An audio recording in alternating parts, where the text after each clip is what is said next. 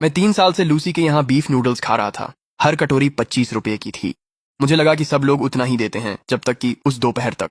Madam, 2 कटोरी beef noodles, कुल 36 रुपए। पैसे मेज पर रख दिए हैं। ठीक है दोस्तों, मजे करो। अगर और नूडल्स चाहिए हों तो मुझे बता देना।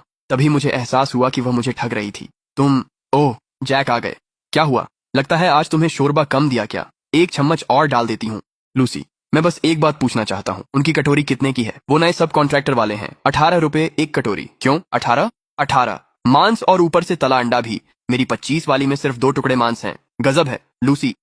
मैं यहाँ 3 साल से खा रहा हूँ, चाहे बारिश हो या धूप। क्या एक नियमित ग्राहक के साथ ऐसा व्यवहार करते हो? जैक, क्या तुम लंच के समय झगड़ा करने आए हो? तो क्या हुआ अगर तुम नियमित ग्राहक हो? तुम्हारा शोरबा धीमी आंच वाला बीफ बोन ब्रॉथ है। क्या दोनों की लागत एक है? उनका मजदूरों के लिए है, सामग्री अलग है।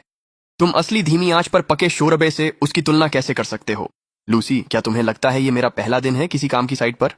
मांस तो उसी बाल्टी से आया था, शोरबा भी उसी बर्तन से आया था, और तुम मुझे बता रही हो कि लागत अलग है। तुम साफ तौर पर मुझसे ज्यादा पैसे ले रही हो, क्योंकि तुम मेरा चेहरा जानती हो और सोचा कि मैं कभी सवाल नहीं करूंगा। तुमने मुझे बेवकूफ समझ लिया था।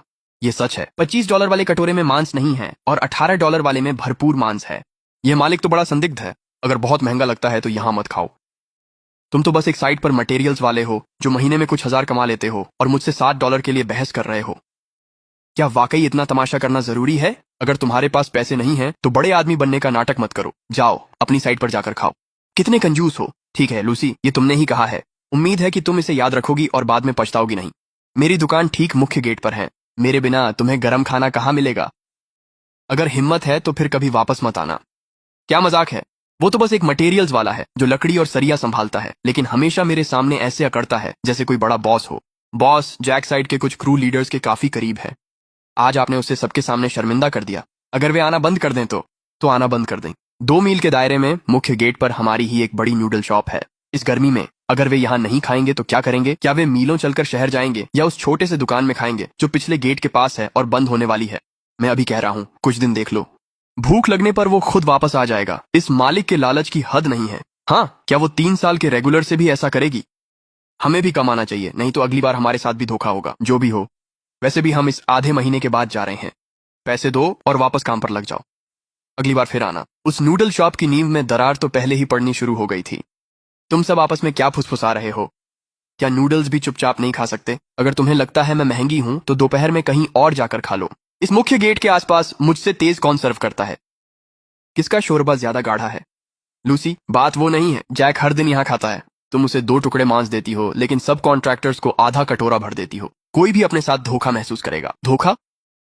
अगर उसे लगता है कि 2 टुकड़े काफी नहीं है तो जैक खुद एक पूरी गाय खरीदकर साइट पर बांध क्यों नहीं देता? एक मटेरियल्स वाला जो महीने में कुछ हजार कमाता है, वो मुझसे $7 के लिए बहस कर रहा है। $7? क्या इतना हंगामा करना जरूरी था? अगर तुम्हारे पास पैसे नहीं हैं तो बड़े आदमी बनने का दिखावा मत करो। कितने कंजूस हो। कोई आश्चर्य नहीं कि वो हमेशा धूप में ईंटें ढोता रहेगा। बस करो पीटर, ऐसी लोगों से बहस करने का कोई फायदा नहीं। वो निर्माण मजदूरों को नीचा समझती है और सोचती है कि हम गरीब हैं। चलो चलते हैं। इस खाने से तो मुझे उल्टी आ रही है। चलो चलो चलो। अगर हिम्मत है तो फिर कभी मेरे दरवाजे के अंदर मत आना। जो भी वापस आएगा वो हारने वाला है। एक झुंड सस्ते हारने वालों का जो झूठी शान दिखा रहे हैं। ये लोग कल फिर लौट आएंगे, देख लेना। धीमी आंच वाला शोरबा, 2 मांस के टुकड़े, बढ़िया मजदूर छूट है। पहचान के हिसाब से पैसे वसूलने का क्या गजब तरीका है। जैक, उस औरत ने बहुत बुरी बातें कही। अंदर के लड़कों ने तुम्हारा साथ दिया और उसने हम पर भी चिल्लाया। मैं वहां फिर कभी नहीं जाऊंगा। टॉम, उसके लिए गुस्सा होने की जरूरत नहीं है। मासिक नाइट शिफ्ट, भोजन भत्ता और प्रोजेक्ट टीम के ओवरटाइम खाने के ऑर्डर सब उसी की दुकान से होते थे। 3 साल में साइट ने वहां $50,000 से ज्यादा खर्च कर दिए। इसी तरह लूसी की नूडल स्टॉल मुख्य गेट की सबसे बड़ी और सबसे व्यस्त दुकान बन गई थी। जैक, पूरा दोपहर बीत गया, लेकिन मुझे अब भी गुस्सा आ रहा है। लड़कों ने साइट पर इस बारे में बात की थी। हम सबको लगता है कि हम 3 साल से बेवकूफ बनते आ रहे हैं। सोचकर देखो, हर खाने पर हर आदमी से $7 ज्यादा। इतने सारे मजदूरों के साथ उसने हमारी मेहनत की कमाई में से कितना ले लिया? टॉम, लूसी इतनी हिम्मत इसलिए दिखाती है क्योंकि उसे लगता है कि मुख्य गेट पर वही एक बड़ी नूडल दुकान है। उसे लगता है कि हम उसके बिना रह नहीं सकते। हमें खाने के लिए कोई बेहतर जगह ढूंढनी होगी। बेहतर जगह कहना आसान है। लड़कों को लंच के लिए सिर्फ 1 घंटा मिलता है। पीछे वाले गेट की गली खराब है और बहुत दूर भी है। वहां तो बैठने की भी ठीक से जगह नहीं है।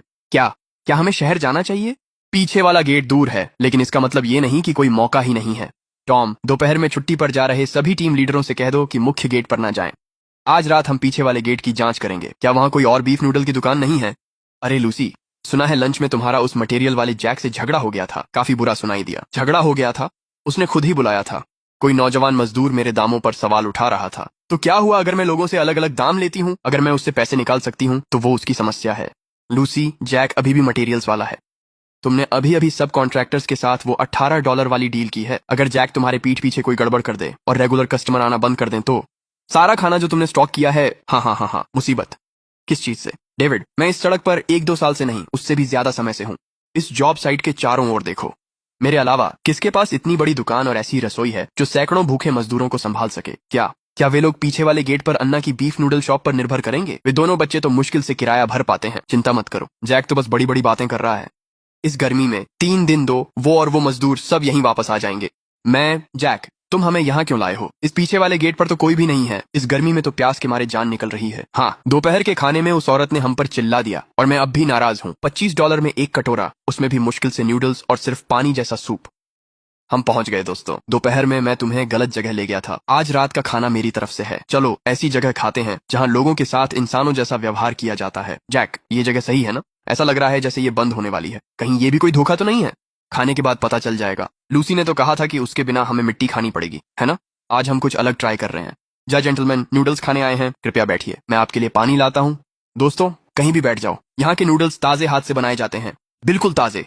यहाँ कोई पुराने नए ग्राहक का चक्कर नहीं है, न ही आपकी पहचान के हिसाब से कोई अलग दाम है। सिर्फ एक साफ सुथरा दाम है। बॉस, हम सबको एक एक बड़ा कटोरा देना, लेकिन पहले मेरी बात सुन लो।